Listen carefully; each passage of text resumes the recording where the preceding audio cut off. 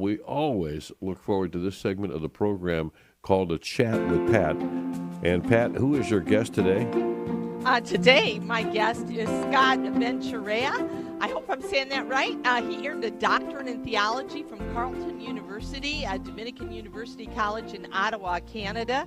He's published in academic journals. He's published in numerous magazine articles. And the one we're talking about today, which is amazing, is from Crisis Magazine, Dr. YoungHoon Kim, How the World's Highest IQ Confirms the Harmony Between Science and Christian Doctrine. Welcome, Scott. How are you today? I'm doing well. Thanks for having me, Pat. Oh, this was an amazing article. A little tough at times because I don't have all the biological background that would have been very helpful. But one of the things I want to jump into with you right away is the materialist view that kind of consciousness is the brain. And so when the brain dies, Right. consciousness goes away, right? But Dr. Kim disagrees with this, as do you. Do you want to give us some insight into that? Sure, yeah. So we live in our cultural milieu right now, says that modern materialism suggests that consciousness is just a byproduct of neurons. So basically just neurons firing in the brain, matter in motion. But on the other side, we have information theory that suggests something deeper. Information can exist across many mediums like USB sticks, hard drives, which I allude to in the article, and the cloud. And it doesn't lose its essence when it's transferred. So Dr. Kim uses this analogy to argue that consciousness itself may work in a similar way. When the body breaks down, the mind has information. It just doesn't disappear. It changes form. So this is developments in information theory are direct challenges to standard scientific materialism. And there's various lines of evidence within the scientific domain that challenge strict materialism. Many suggest that materialism is dead. Right. So he talks about quantum entanglement, too, as being a part of this consciousness. Can you explain that?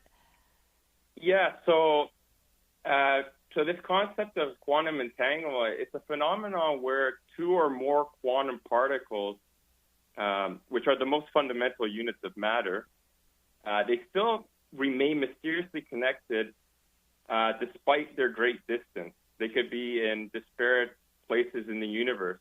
So that when something happens to one of these particles, it affects the other one instantaneously, even if, like I mentioned, they're separated by enormous distances. So this can't be explained by classical Newtonian mechanics. So I think that the takeaway from this is that it reminds us that reality has depths and connections that go beyond the simple material explanations. And that opens the window for thinking and how consciousness might actually transcend, the physicality of the brain, the material structure. Do we know how these particles get linked? So in terms of the linkage, I believe that's a rather mysterious component to it.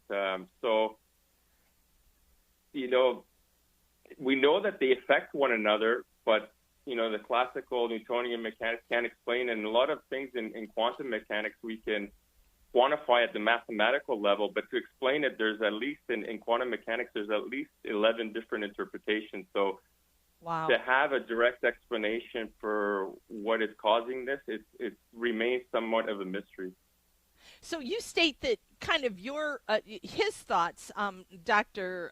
Kim, who has like an IQ of 256 or 57, that your thoughts and research aligns with what he's saying. What have you found in your research? Yeah, so my research relates to science and theology and their relationship.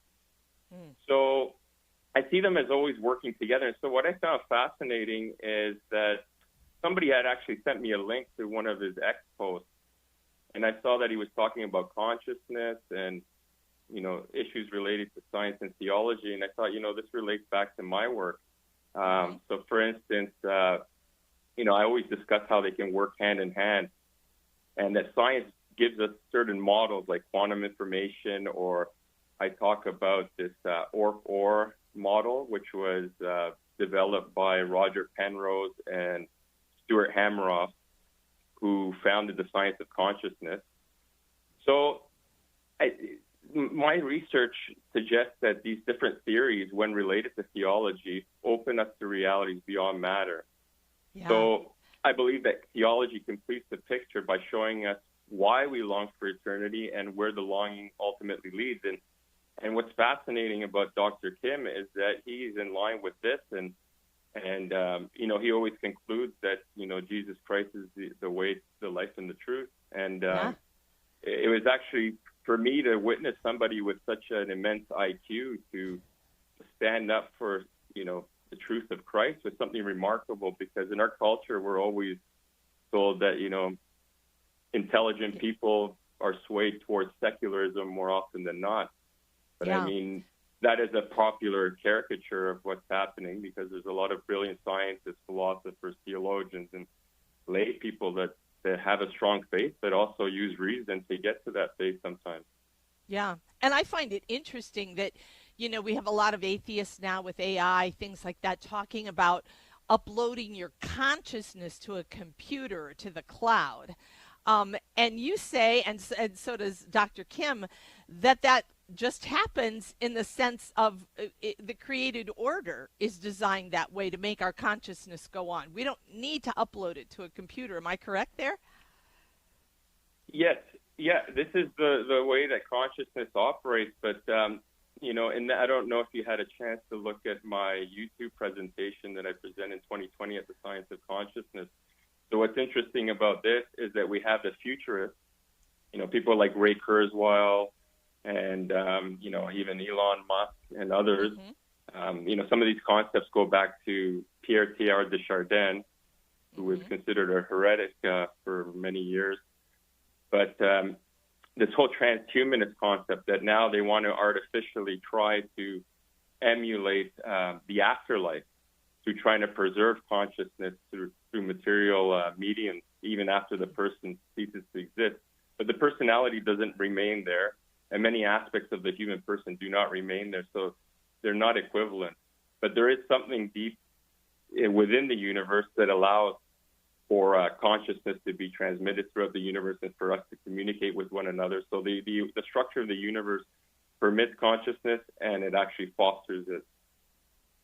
Well, I have a kind of a quick question for you here as we kind of start to wrap this up. But do you think what we call consciousness in the kind of the scientific world is really what we refer to theologically as the soul?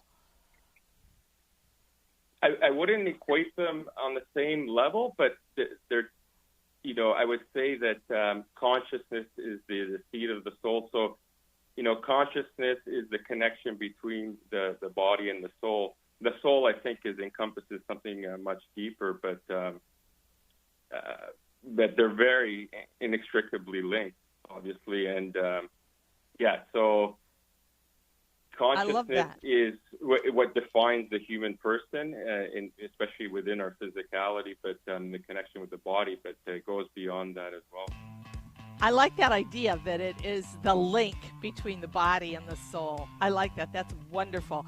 Well, thank you, Dr. Ventureyra. I just really appreciate you being on today. This is a fascinating topic. Well, thanks a lot for having me, Pat. God bless. Yeah. Have a great weekend. Bye-bye.